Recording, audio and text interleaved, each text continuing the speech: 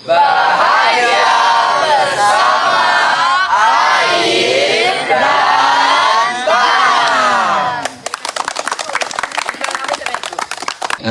Ibu Sondang akan berbicara panjang tentang basic ilmuannya, yaitu arkeologi dan kaitannya dengan kekayaan budaya di lahan basah, khususnya di Penukal dan Lemata. Kemudian mungkin bisa bergabung Bapak Dr.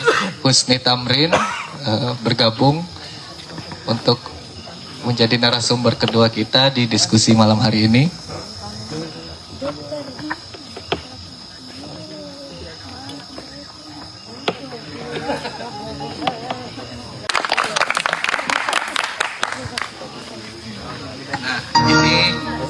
Bapak Husni Tamrin, kawan-kawan, beliau seorang budayawan dan juga pakar ekoteologi.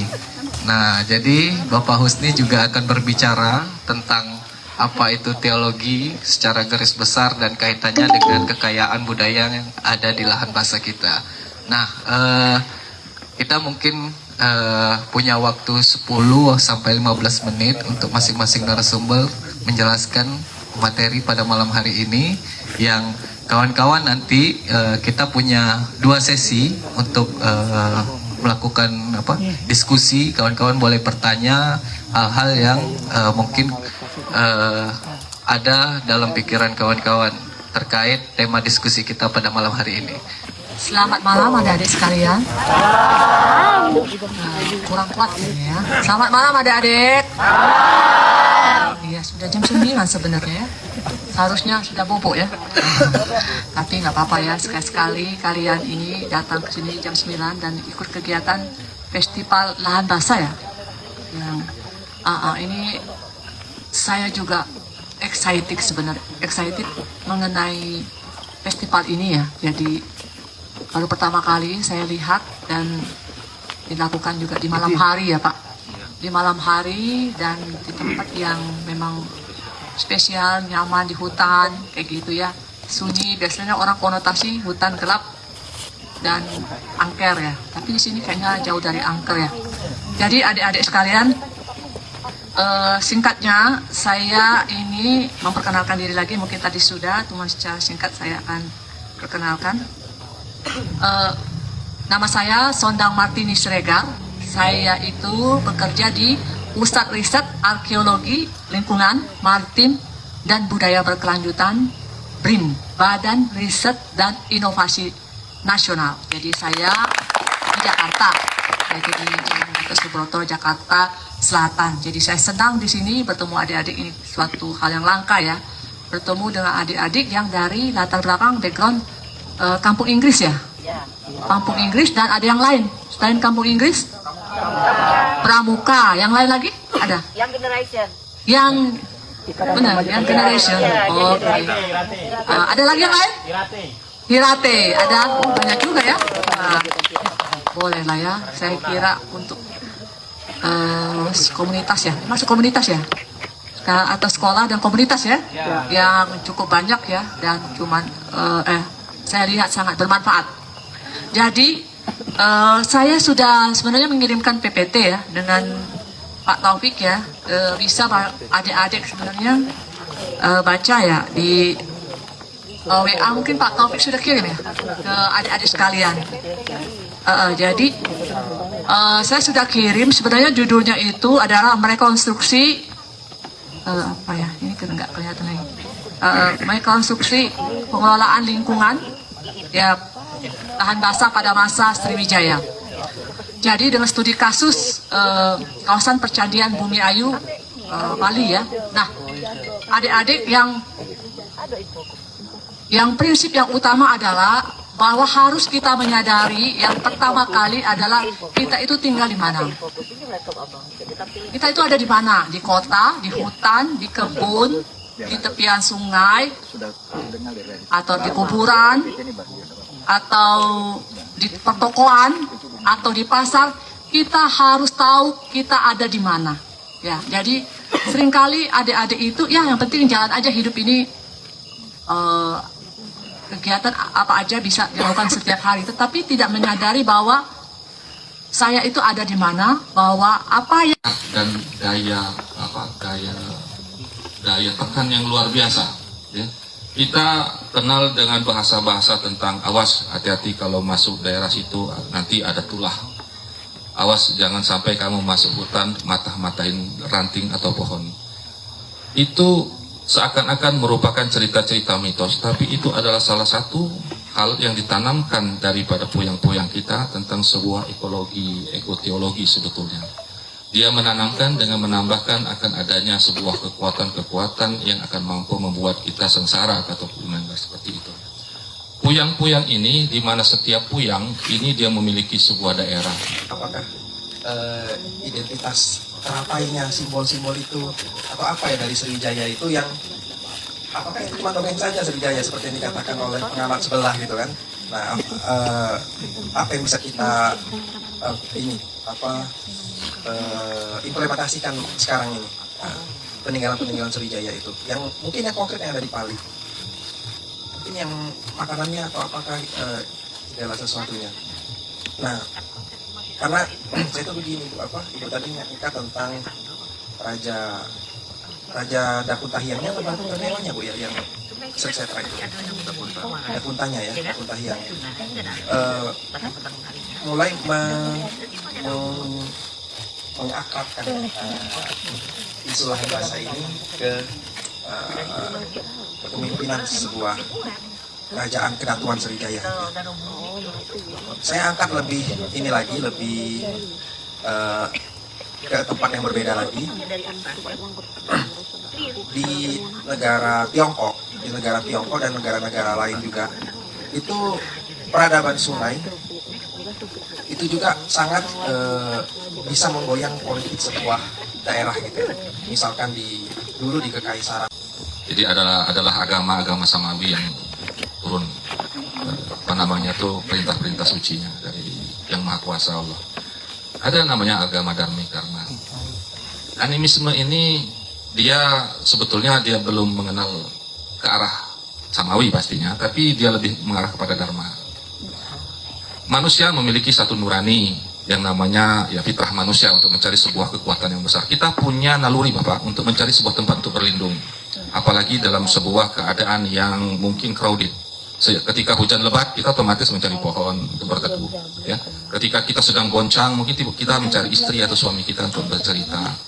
Begitu juga kondisi manusia ketika rapuh, dia akan mencari sebuah kekuatan yang dia yakini memiliki sebuah kemampuan untuk memberikan dia rasa nyaman. ada masjid, ada gereja, adik-adik ya. Nah, terus ada satu hal lagi yang cukup menarik dari kajian ini adalah pada masa dulu itu penghormatan kepada ibu itu sangat tinggi. Contohnya di India, di lembah sungai Indus itu mereka pemujaan kepada ibu. Dari satu bonggol, bonggol itu tuh adalah rahim.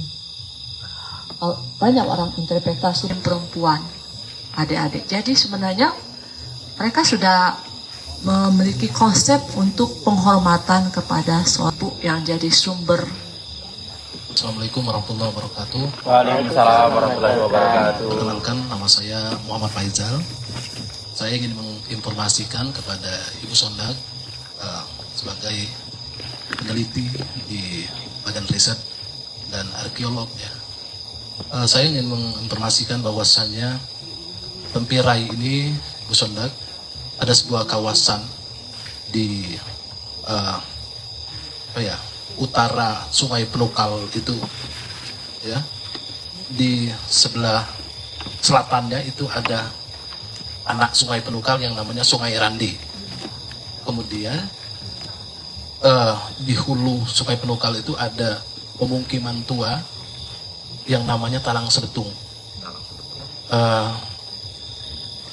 Yang kami yakini itu adalah bagian dari wilayah Tempirai, tapi karena ada Perbup tahun 2023 kemarin yang mengubah bahwa itu masuk dalam wilayah Desa Mangkunegara Timur, sehingga kita berjuang untuk mengambil kembali wilayah itu karena sudah ditetapkan oleh Perbup tahun 2023. Nah, yang ingin saya sampaikan, informasikan pada Ibu Sondag, bahwasanya di ke perkampungan tua itu ada anak sungai Penukal yang namanya Candi, Sungai Candi orang sini bilang. Di kawasan itu, Ibu Sondag, ada gundukan tanah yang terstruktur di areal hutan sekitar tidak sampai 10 hektar, tapi kalau 5 hektar lebih itu. Hulu dari itu ada macam rawa-rawa yang dulunya jadi persawahan. Coba deh itu Ibu Sondag ajak timnya untuk meneliti di sana, Bu. Siapa tahu ada situs peninggalan bersejarah di kawasan tersebut. Nah, kemudian Tempirai ini juga, Bu, ada aksara yang tertulis di tanduk kerbau, mungkin sudah banyak publikasinya, dan banyak artefak-artefak yang seperti yang disampaikan oleh Kak Tupik tadi, yang di dinasti Tang ya, ya, dan banyak ditemukan. Dan terakhir saya menyaksikan sendiri, dokumentasinya ada kemarin itu baru sekitar 2 minggu yang lalu, orang ini pekerja bangunan menemukan sebuah koin kuno dalam jumlah yang cukup banyak di dalam sebuah guci, Bu. Tapi sayang gucinya pecah, dan koin-koinnya itu bertuliskan huruf Cina yang berlobang segi 4 seperti itu. Itu informasi dari kami selaku warga masyarakat Desa Tempirai. Kalau nanti ada kesempatan, ajak timnya untuk meneliti di sini ini, Ibu Sondag itu. Dan kepada ini Pak Husni, terima kasih atas pencerahannya malam hari ini, dan kita mengetahui adik-adik semua bahwasannya keberadaan kita sebagai khalifah di muka bumi ini sejatinya bukan untuk menguasai bumi, tapi untuk menjaga bumi. Gitu ya Pak Husni ya. Nah, terima kasih. Assalamualaikum warahmatullahi wabarakatuh. Desa Penukal, boleh tahu administrasinya Pak?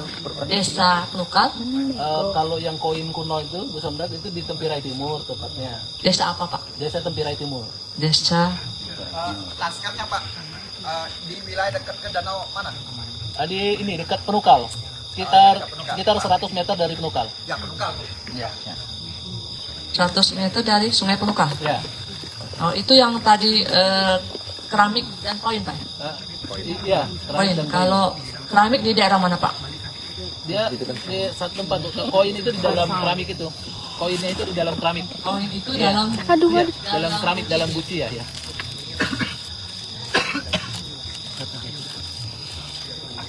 dalam buci atau tembikar Pak? Dalam kendi. Kalau saya lihat di gambarnya tembikar, Bu. Tembikar ya. Oh, tembikar itu berarti kendi ya? Ya, tembik. Itu kapan itu Pak? Belum lama, belum sebulan Bu. Saya lupa tanggalnya nih, saya lihat dulu. Sebenarnya kalau ada seperti itu, yang segan-segan Pak atau WA saya Pak, kalau ada ke depan ada apa, kasih tahu saya informasi gitu ya.